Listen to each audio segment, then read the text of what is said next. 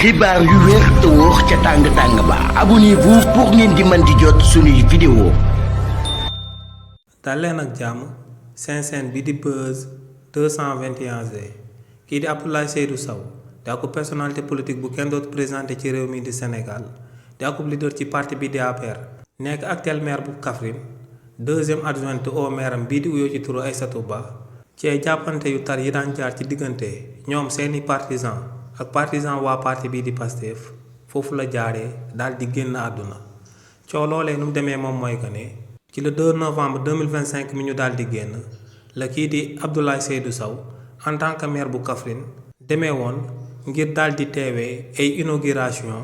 jëmale ko ci ay réfection wu classe yi ñu daan amal foofee ca Kaffrine ci école 2 ak école 4 si li ni mel nag kii di Abdoulaye Seydou Sow ba muy amal li ni mel partisan wu Pastef yi dañoo taxawoon temm ne loolee du réalisation wu maire bi ndax aku projet Promoville la donc état central bi ñoom ñoo amal réflexion yooyee daal di koy jëmale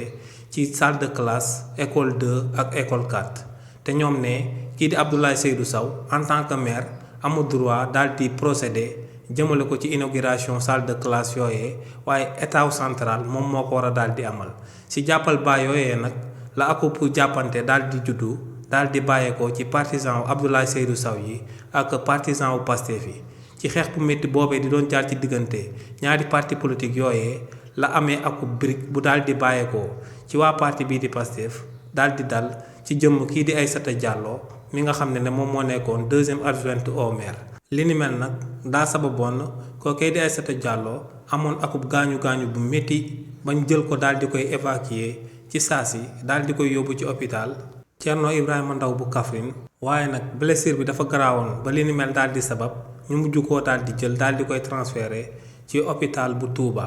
kookee di Aïssata Ba nag ginnaaw ba xeer boobee dalee ci boppam ba tey dafa nekkoon dans le coma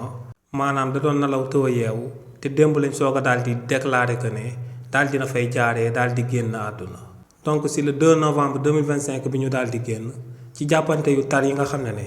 moom moo doon jaar ci diggante partisan wu Abdoulaye Seydou Sow yu daal di féetewoo ci parti APR bu daal di nekk ci Kaffrine ñoom ak partisan wu Pastef yu daal di nekk ca Kaffrine daal di nay sabab kii di Aïssatou Diallo di deuxième adjointe au maire daal di jaaree foofee daal di génn àdduna. xibaar yu wér te wóor ca tàng ba abonnez-vous pour ngeen di mën di jot suñuy vidéo.